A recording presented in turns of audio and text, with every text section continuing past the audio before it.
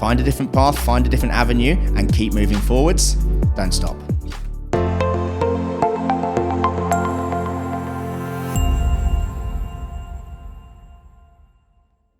Most people think pain is part of getting older, but that belief needs to get questioned.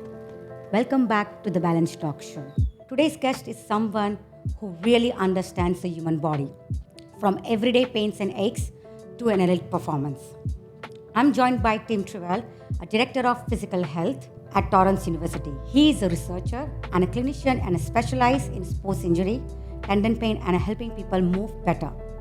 What I really like about your work, which I've actually stalked a little bit of YouTubes and videos, that how you take complex science and turns into simple and practical advice for everyday people, which is actually very useful. So Tim, welcome to the show. Let's get straight into it.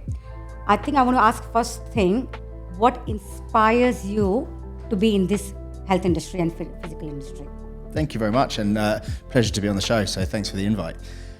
If I think back when I was a child, I was always interested in sport, either playing sport, watching sport. And for me, sport is the ultimate expression of what the human body is capable of.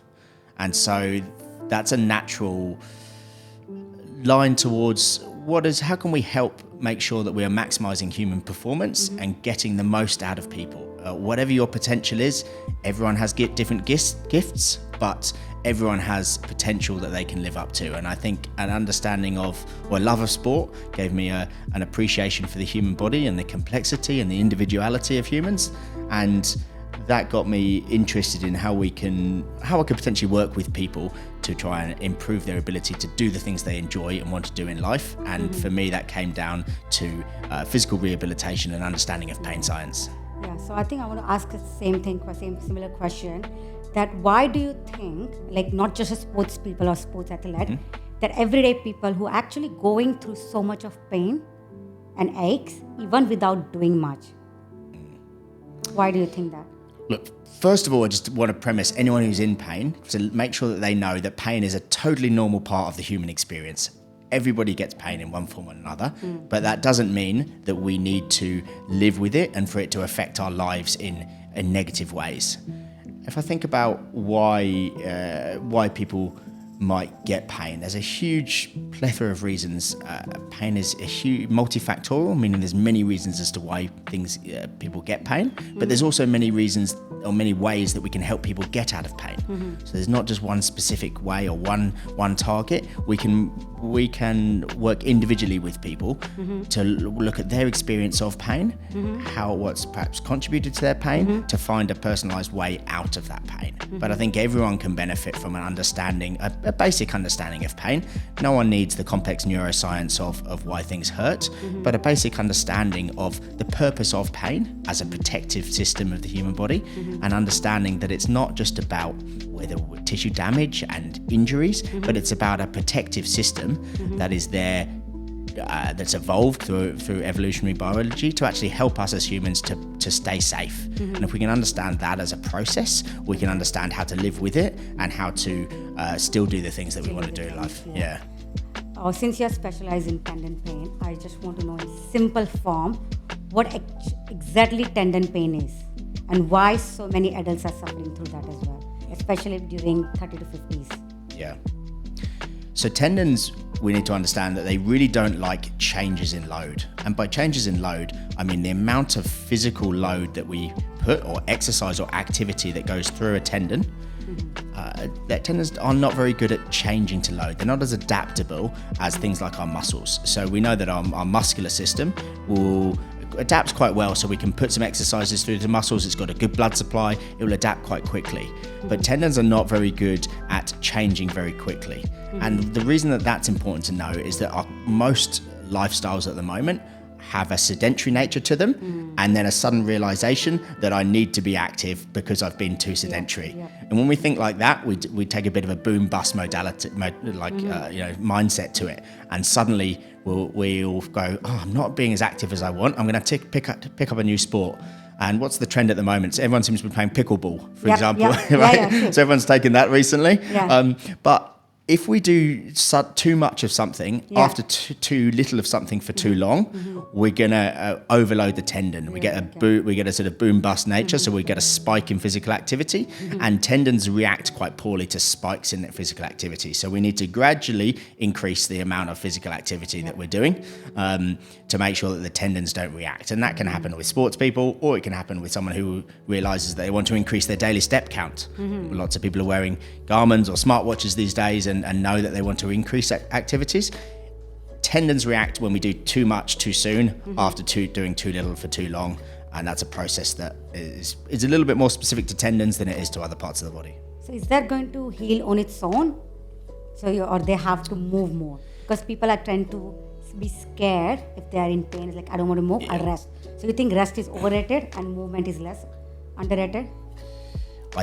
Yes, the biggest problem there is a catastrophization, and that's a fancy word for having a fear around that there's damage in a tendon or damage around an area. Exactly. They might get a bit of pain. Sometimes we can get, if we think of a really common part of my PhD research was in lateral hip pain or gluteal tendinopathy, and very common with gluteal tendinopathy, which is pain on the outside of the hips, we get a bursitis. But those burses aren't a primary cause of the pain. They're a secondary presentation after we get some changes in the underlying tendon. And so if we stop doing physical activity because we have a bit of a fear around that activity, that means that the muscle and the tendon decondition and they become less resilient to future physical activity. So it's really important that we maintain as much activity as we can, and there's different ways to do that. We can adapt the type of activities, we can adapt the intensity, the volume, the duration, or the type of activities. So for example, if we can't tolerate walking up and down stairs because that's particularly sore on the outside of our hips, there'll be a way that we can still get load into those tendons, maybe isometrically to start with. So we might do a side lateral bridge, for example. That won't be too sore on the tendon, but it will make sure that we don't get further deconditioning of that tendon, and that we can start to build strength back up. Strength isn't the only mediator of whether we get out of tendon pain, but it's really important linked to our level of disability and our level of function and our level of quality of life. So strength is an important target for us in that rehabilitation, and if we're fearful of movement and we're avoiding of movement and become more deconditioned, the pain may likely get worse, but all of that quality of life and your level of function and disability will only get worse if we stop doing activity. So you're right to pick up that sense of fear around it, and that we need to work with people to make sure they understand the importance of maintaining as much physical activity we can, albeit an adapted or modified version of activity that's not too sore for them. So when you're saying physical activity, what sort of physical activity you recommend? Because I wanted to ask this, and I always ask any health expert when they come. We are in the modern world where there is a lot of trend going on, and everyone wants to follow the trend, whether you are 50 years old or 20 years old. We are in Pilates trend at the moment. We know how much as we age is important strength training. So if you have to rank, how do you rank Pilates, yoga, strength training, and why? I would. Because I know they are important for mobility, and I'm not saying or not denying that you shouldn't be doing it. We want to do everything, but I get clients and they want to do Pilates, and I can't say no. But at the same time, I want them to do strength. What do you recommend? I'll caveat this with saying that I'm only going to rank them in an order on the basis that anyone's happy to do those things. If you're not, the only activity that's useful is an activity that actually gets done. So if I've got no interest or I'm scared of doing any strength training without support, then although I might rank that number one, we've got to just individualize that. But strength training for me would be number one, because that takes basic principles of sports and exercise science and progressive overload to give people improved function over time. Now, Pilates and yoga will do that, but it's often not at a high enough intensity to give us the muscular adaptation that we're looking for. So, for example, if you've got support from a personal trainer like yourself, and you can build the confidence to do 3 sets of 5 to 8 repetitions where we're going at a higher intensity, we can get some really important adaptations in hypertrophy and other systemic in changes like lowered inflammation, things like that, which are better when we're going at a slightly lower rep range that's close to fatigue. So for me, those other things, Pilates, yoga is good, but strength training is at an intensity which is really important, I think, to promote adaptation and change. So that's number one for me. For long-term health, especially when it comes to pain, tendon pain or injuries, you think strength training is still more helpful? Yes, followed by Pilates and a yoga. Yes, yeah. Yoga, it depends on, I think there's a lot of different types of those things. If it's a little bit more stretching focused, it's probably of less value as opposed to the strength focus for me.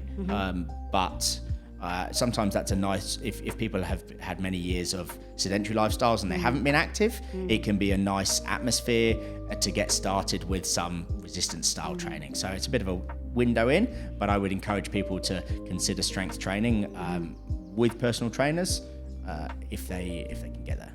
All right, so I'll come back to the stretching because I wanted to ask that question later. Most corporate people are worried about bad posture. Now, is posture really the problem or it's a myth? Or there is a root cause as well, something. Posture is mostly a myth of the health industry to encourage people to come back or to change for repeated visits of the health industry.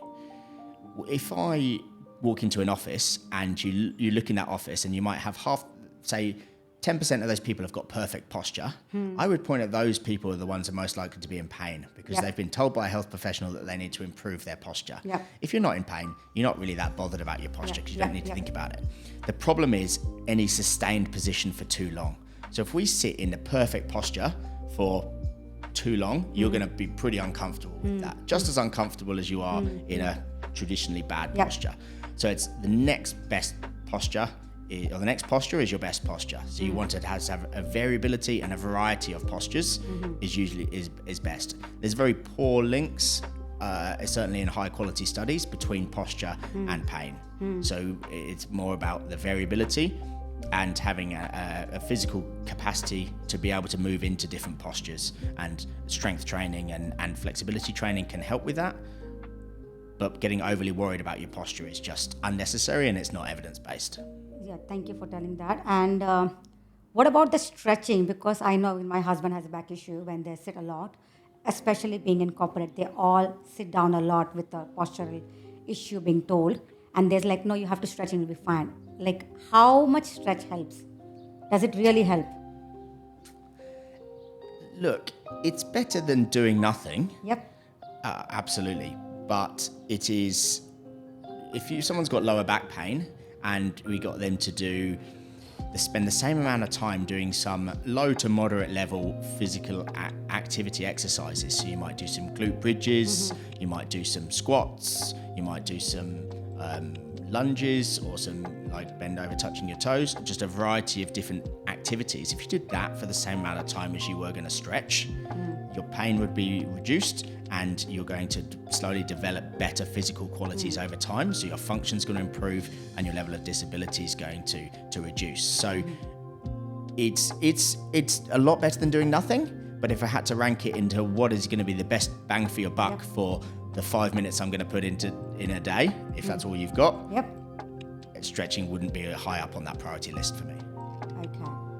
So if imagine a busy person have a 20 minutes a day to do something, because most people have, if they're in corporate, they don't have that much time, but they do have a back issue or sciatic nerve is paining because they're sitting a lot. I only have 20 minutes. What do you recommend? 20 minutes is tough. What I would first of all is look globally at that person's day and see where we could sneak in some incidental physical activity. If you're a CEO, I guarantee you're on 50% of your meetings. You don't need to be staring at your screen to be able to take those meetings. If that's with your PA or your EA or some of your colleagues, you could be getting your step count up and you could be on the phone and take a walking meeting. So I would take a global review of that person's day and their week and to see where we could sneak in some of that global physical activity or low-level physical activity that would help them meet that World Health Organization guidelines of physical activity for the week. So reviewing there, and then if they have 20 minutes, I would be looking at hitting major muscle groups for them. So I would think, right, if you've got 20 minutes a day, some sort of physical activity or body weight based exercises you could do for that 20 minutes. Your squats, your lunges, your push-ups, you're just hitting major muscle groups. You can do a lot in 20 minutes, but it would be a movement and a physical strengthening based exercises if they could, for at least twice a week at minimum, and then looking at probably just increasing walking or some cardiovascular activity on top. So if you have to choose between stretching and movement, what would you choose? Oh, absolute movement every day of the week. Every day of the week. Thank you. And from your research point, what's the one thing about the pain most people don't realize? I think most people don't realize when it comes to pain that pain is, if you take the definition of pain, it's a sensory and emotional experience which are related to actual or perceived tissue damage. So most people think that pain is specifically related to tissue damage when it's really about a nervous system sensitivity. So yes, we can get acute injuries. We might tear a ligament, and there is some specific nociception, which is a fancy word for some signals coming up from that area to the brain to tell us when something's damaged. But it's just as much about our system, nervous system sensitivity, and that is that's affected by global systems, meaning that our systemic wellness is just as important as the local wellness of that knee injury that I might have. So we need to target locally, but we also need to make sure that we are thinking about our systemic health. So that's the anti-inflammatory diet. It's making sure we're hitting those World Health Organization levels.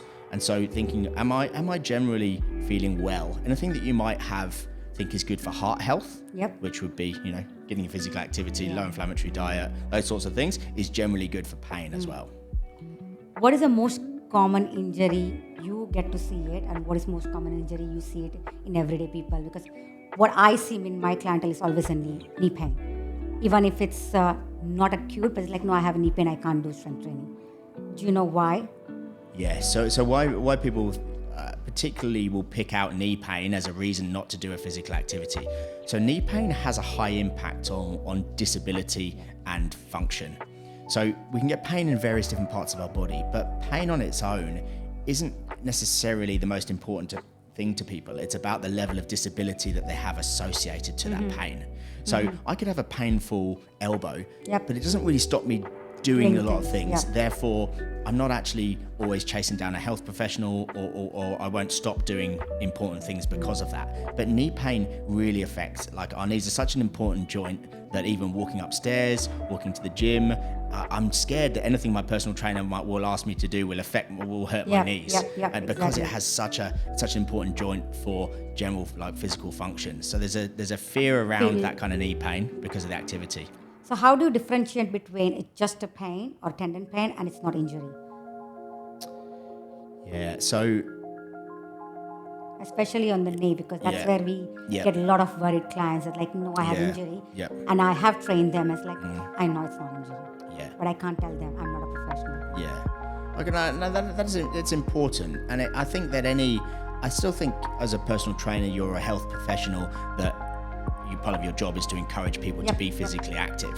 And I think you can be confident that someone is not going to exacerbate or make things worse by some gentle trial and error. An experienced personal trainer will be gradually increasing the load and checking people's tolerance and seeing how people are responding to that load. If there's an acute injury, there's likely to be a pain that's not doesn't seem to be linked to the amount of sort of load that you're putting into it. So you might do a low level activity and there is a really acute level of pain. So if there's a mismatch between the amount of pain someone's in and the activity that you've asked them to do that's very easy, then there might be something acute and something that you want to get a health professional's input. But where the pain is fairly commensurate with the type of physical activity you're asking them to do, and the pain goes up with the activity, then we can find a nice, happy medium, and it's likely that that's about a sensitivity of the joint rather than an acute injury that we need to address or even stop being active for. How do you explain the pain in a way that helps people stop being afraid of their own body? Because something or other is always going on. Yeah, look, That's really important to try and explain that pain in a way that people are going to understand and not be fearful of. So one of the most important concepts I want people to know around pain is that there is a poor association between tissue damage on scans and pain that we see. So if we MRI'd, I'm a 40-year-old man, if we took MRI'd 100 backs of 40-year-olds, there'll be bulging discs in a reasonably large percentage of those. We won't know which of those people will be in pain and which of those people are not in pain. It's not that well correlated to the findings that we'll see on a scan. So the importance of explaining that is to say that when we get some pain, it's about nervous system sensitivity a lot of the time. And we want to try and do things that are reducing the sensitivity of your whole system and not just worrying about what's happening in one local area of the pain. So what is a balanced routine for an everyday person that should look like when it involves a physical activity? What should be there and how much physical activity they should be doing it with their work? Yeah. I think it's important, the work of the World Health Organization that have looked on large meta-analysis levels of where do we start to get the diminishing returns and what benefits do we get with a minimal amount of physical activity. So the World Health Organization say that we need 75 minutes of vigorous or 150 minutes of moderate physical activity per day plus 2 muscle strengthening sessions. So if we just have a look at the 150 minutes of moderate activity, that breaks down to 5 days of the week. So most days of the week, you're doing 30 minutes of walking or other exercises that raises your heart rate, but it's not too extreme. Or 75 minutes, which works out as 15 minutes a day over those 5 days, or 30 minutes over sort of three or 4 days, where you're really raising that heart. So that might be running, it might be jiu-jitsu, it might be some vigorous dancing. Whatever's important to you and whatever you value doing, it's really important that we don't try and say this is my way or the highway. It's what do you enjoy doing, and is that going to keep you physically active? And just on the side is making sure those 2 strengthening days we're hitting major muscle groups, upper and lower body, and through our core twice a week. It just raises our capacity to be able to then do those things that we enjoy at a lower risk of injury. What one thing about the movement or a pain or an injury you want your audience to know? I would like people to remember that motion is lotion and rest is rust. So very simple concepts that whenever you're feeling a little bit sore, the body loves and is nourished by movement.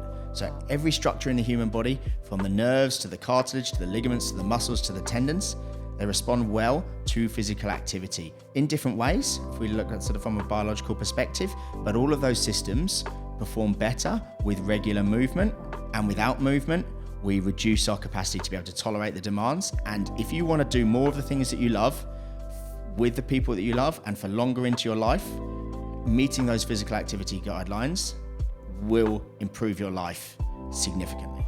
So Tim, if I get a client and they have an injury and if they're being told by the doctors to stop doing certain activities, what do you have to say about that? Probably one of the most common problems I have as a rehab professional is patients come to me and their doctor has told them they need to stop doing jiu-jitsu, for example. It's very easy for a doctor. Doctors have an incredibly hard job, particularly GPs. They've only got 5 minutes, 10 minutes per an appointment, and it's easy for them. It's a low risk for them to say you need to stop doing that activity because there's a chance that activity is going to flare them up, make them worse in their condition. The reality is there's nuance to that, and most of the time people are much better off at modifying their activity and not stopping their activity.